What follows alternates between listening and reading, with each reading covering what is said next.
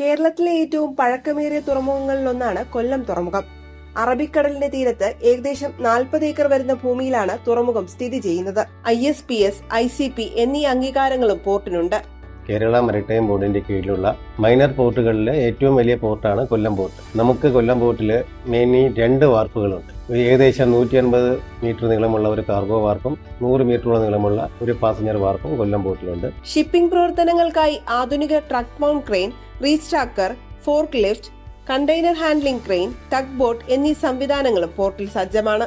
കൊല്ലം തുറമുഖത്ത് 2 വാർപ്പുകളുണ്ട്. ഏകദേശം 2 കിലോമീറ്റർ പരിധിയിൽ railway station, highway, inland waterways എന്നിവ കൊല്ലം പോർട്ടിന് അരികിലായതിനാൽ കാർഗോ മൂവ്മെന്റ് വളരെയധികം വേഗത്തിലായിരിക്കും.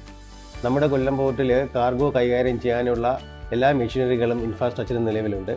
അത് കാരണം dry cargo, bulk cargo, container തുടങ്ങിയ കാർഗോകൾ അനായാസം കൈകാര്യം ചെയ്യാം. കൂടുതൽ സൗകര്യങ്ങൾ ഒരുക്കി ക്രൂയിസ് സർവീസ് ആരംഭിക്കുവാനും ചരക്ക് കപ്പലുകൾ ഉൾപ്പെടെ എത്തിക്കുവാനും തുറമുഖത്തിന് സാധ്യതകൾ ഏറെയാണ്. PPP മോഡൽ വികസനത്തിന് കൊല്ലം പോർട്ടിന് സർക്കാർ അനുമതി നൽകിയിട്ടുണ്ട്. PPP മോഡൽ വികസനം വരുന്നതുകൊണ്ട് തന്നെ വലിയ കപ്പലുകൾ ഇവിടേക്ക് വരാൻ സാധ്യമാകും.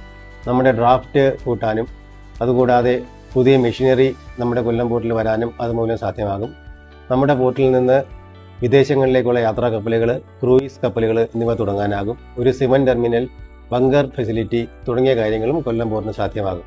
ഓഖി കൊടുങ്കാറ്റ് കാലഘട്ടത്തിൽ ഏകദേശം 17 വെസലുകൾ കൊല്ലം പോർട്ടിൽ ഷെൽട്ടറായിട്ട് വന്നിട്ടുണ്ട്. അതുകൂടാതെ MSC എൽസയുടെ റെസ്ക്യൂ പ്രവർത്തനത്തിലും കൊല്ലം പോർട്ട് പ്രവർത്തിച്ചിട്ടുണ്ട്. വിഴിഞ്ഞം രാജ്യാന്തര തുറമുഖത്തിന്റെ ഫീഡർ പോർട്ടായി മാറിയാൽ കൂടുതൽ ചരക്ക് കപ്പലുകൾ എത്താനിടയുണ്ട്.